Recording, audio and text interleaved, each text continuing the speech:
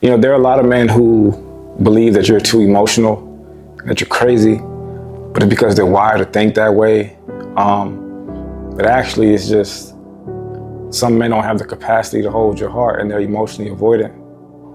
You see, of course, there's going to be plenty of women who don't have a regulated nervous system. They lack emotional intelligence or boundaries. And I'm not talking about them. I'm talking about the healthy feminine woman who knows how to express and articulate herself.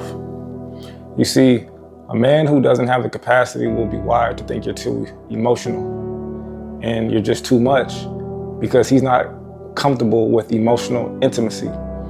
Because emotional avoidance isn't about ignoring your feelings. A lot of times men feel overwhelmed when someone gets too close to them because they feel like it's unfamiliar or that they're gonna be judged or they're gonna be unsafe.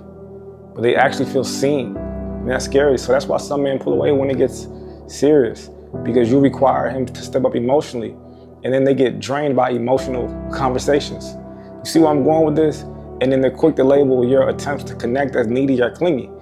Be honest, man, I struggle with this too sometimes in my life, right? But the more men can see that emotional connection is not a burden, it's the core of a secure, fulfilling, and harmonious relationship. And that's a beautiful thing.